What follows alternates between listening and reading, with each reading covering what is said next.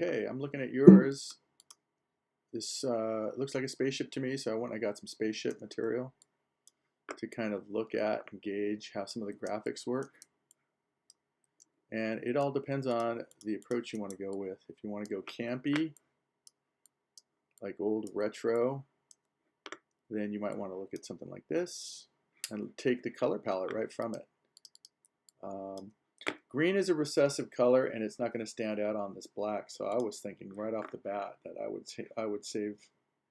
I'd change what I'm trying to spit out to maybe a light blue, and then this would be the shadow aspect of it. So maybe go the white high value gray here. Let's try this. I'm not a fan. I'll grab this, and then I'm going to go and grab the shadow, which is a very nice job of doing that, and just drag some black into it. Okay.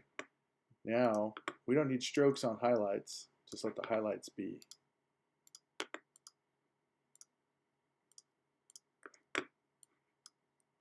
And then this, I would do gradient on to make it look like it's glass. Except I would sample this color instead of the black. And then maybe shade this. You know, it would be good to add a little bit of balance to the take from this.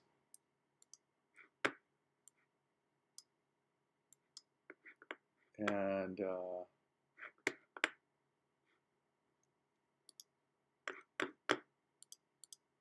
back to this. And this is the gradient.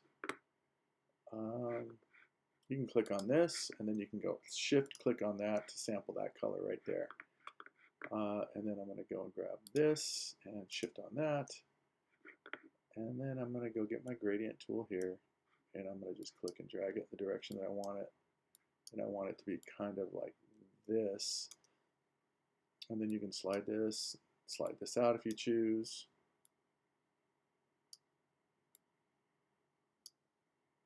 Get this relationship to happen here. Okay. Again, let's not forget about the pathfindering, because I can go and I can grab this and I can move this out here with no regard, because I can use this shape to define it. Copy, paste on top, shift click, pathfinder leaving the overlap. There it is. It's perfectly aligned now.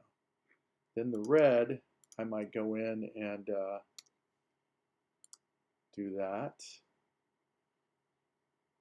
Or do the red, but if I do the red, I've got to have the red elsewhere so that I unify the piece. Again, a minimum color palette is a good way to go. What if I do that? I like the red. And then maybe go here and do an offset path.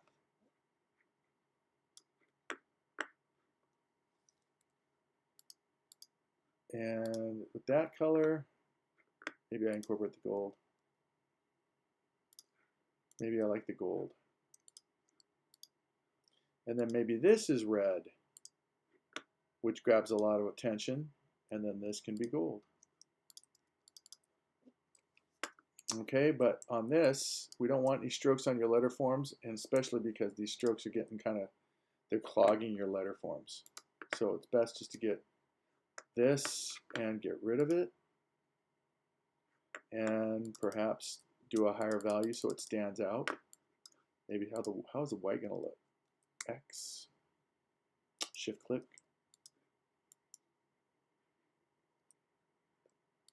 power light. And then this needs to clearly be smoke.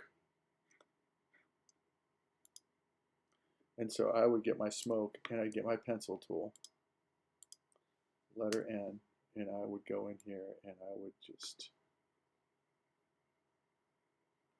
come all the way around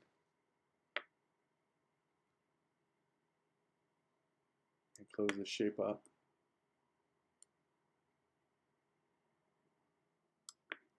Get this rectangle, it's got to be unlocked.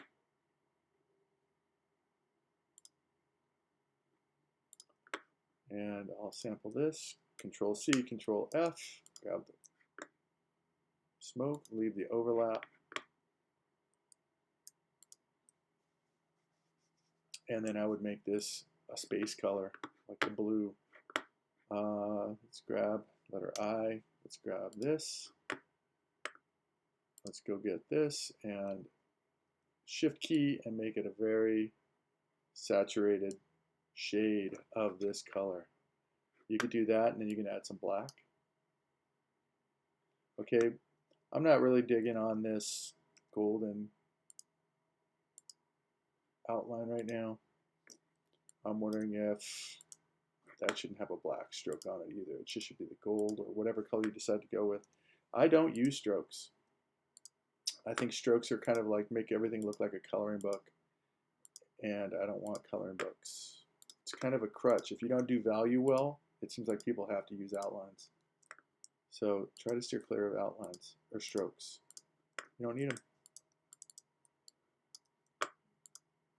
And then maybe the smoke ends up taking on a little bit of a gradient as well. You go with, why not do the same thing right here? And then this time, you get rid of, you go double click on this and make this pure white. And then do that and get your gradient and drag it in the direction you want. It's going to be darker down here and lighter as you go up. And then you can double click on this if you choose and shade it.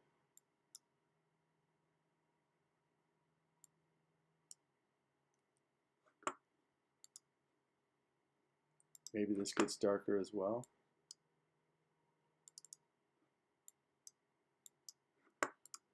Maybe you put Major Tom in there. I don't know. You could have somebody looking out at you like, yes, this is great. I'm going to space. I don't know.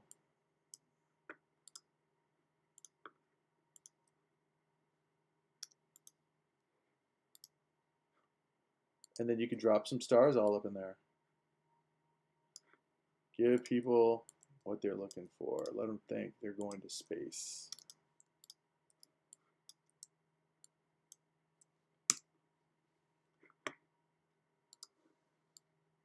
Well, that's terrible. Okay, let's see. This radius 1 is generally going to be the center of the star, and then this is going to be the spires. And then you can scale these down, and you get twinkles. But this is what I want to see you do. I want to see you go in here and really push this, because if you do a good job, this is a portfolio piece. And again, people only need a handful of, if you get one portfolio piece per class, I think you're doing a fantastic job. Lastly, I think to encapsulate all of this, I'm going to do an offset path. And I'll make this 10 so it's bold. And I'm going to make it the darkest shade yet.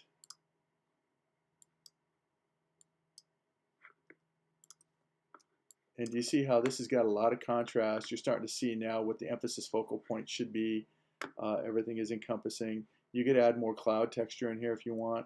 Heck, if you really wanted to, I mean, I don't know that this would keep in unity because everything is flat. And if you did this, it might go and start to mess with the unity because it's got a different texture to it. But you could do smoke with a Gaussian blur. You could exaggerate it even more. Wonder what that looks like. But I like your concept. In all the years I've been doing this, I've never seen anybody do a beer bottle rocket. So congratulations on a new concept. That's kind of cool right there, right? And then you put the fluid ounces and the alcohol content, and you've got yourself a beer label, okay? Good luck.